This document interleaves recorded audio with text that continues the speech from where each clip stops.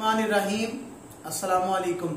सबसे पहले दुरूद पाक अल्लाहुम्मा सल्ली अला मुहम्मदिन व अला आलि मुहम्मदिन व बारिक वसल्लिम। हमारी जो आज की वीडियो है ना, इसका नाम है हम भिखारी क्यों हैं। तवज्जो के साथ वीडियो को पूरा देखिएगा, क्योंकि इस वीडियो में हम आपको बताएंगे कि जो हम हुकूमत पाकिस्तान को टैक्स देते हैं उनकी थोड़ी सी तफसील आपके साथ शेयर करेंगे। और अगर हो सके ना तो हमारे इस YouTube चैनल को आप लोग सब्सक्राइब कर लें, ताकि रूटीन के साथ आपको अच्छी अच्छी वीडियोस मिलती रहें। आप अगर मोटरवे इस्लामाबाद की तरफ से लाहौर आए, टूल प्लाजे पर 1 दर्जन से ज्यादा बूथ होते हैं।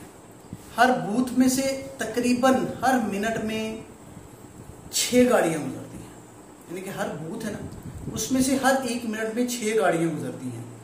और यही एक बूथ 1 घंटे में 360 गाड़ियों को गुजारता है।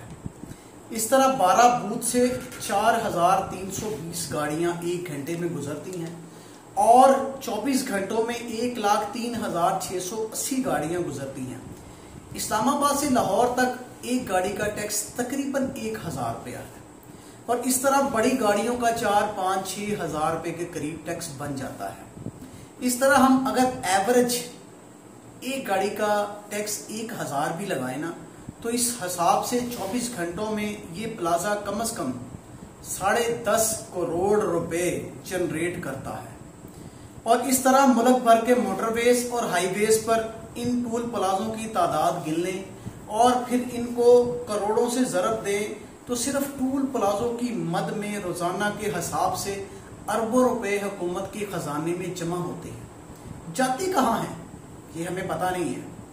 आप जिस गाड़ी में सफर कर रहे हैं, इसमें पेट्रोल और डीजल की मद में, तकरीबन लेवी की मद में आपको 50 रुपए एक्स्ट्रा अदा करने होते हैं, और इसका टैक्स भी रोजाना अरबों रुपए की तादाद में हुकूमत के खजाने में जा रहा है।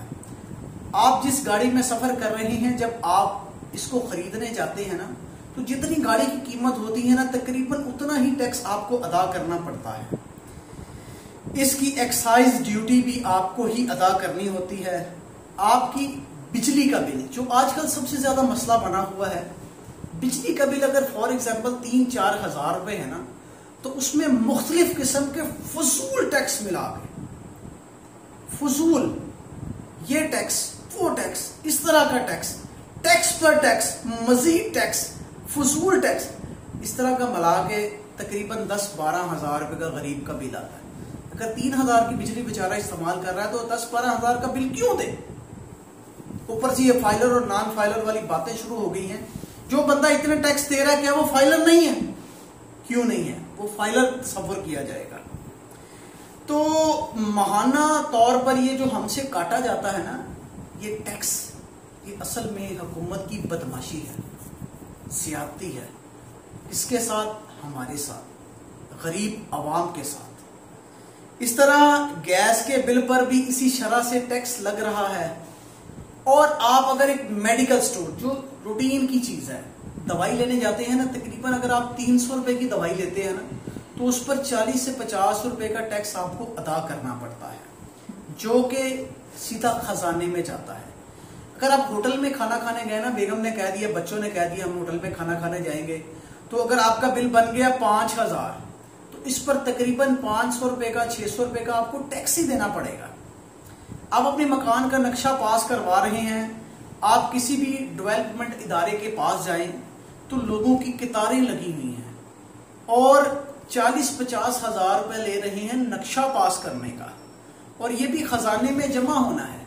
आप घर की खुराक, मवाद या ग्रोसरी के लिए खरीदारी करते हैं, तो इस पर भी आपको टैक्स देना पड़ता है। आप कहीं सैर करने जाते हैं, जैसे आजकल गर्मियों के मौसम में लोग नारायण कागान, मरी वगैरह जा रहे हैं, तो रास्ते में बेशुमार टोल प्लाजे आते हैं, जिनसे उनको बेइंतहा आमदनी हासिल होती है। आप देंगे टैक्स, हर जगह पर आपको देना पड़ेगा, क्योंकि टैक्स लेने वाले जो वहां पर खड़े हैं वो इंतहाई बदतमीज हैं। आपकी फैमिली और आपके दोस्तों की परवाह नहीं करेंगे और आपसे पैसा वसूल करेंगे। हत्ता कि अगर आप मर भी गए, इंसान ने मरना तो है ना, آپ کے مرنے کے بعد آپ کے ڈیتھ سرٹیفکیٹ کے پیسے بھی آپ کے عزیز و اقربا سے وصول کیے جائیں گے۔ اس کے علاوہ حکومت پاکستان کے پاس ایسے اثاثے ہیں جنہیں بیچ کر اربوں روپے خزانے میں جمع کیے جا رہے ہیں، جیسا کہ پچھلے دنوں اسلام آباد کے بلیو ایریا میں ڈی سی نے اپنا چند کنال کا پلاٹ 8 ارب روپے میں فروخت کیا۔ یہ پہلا پلاٹ تھا، نہ ہی آخری۔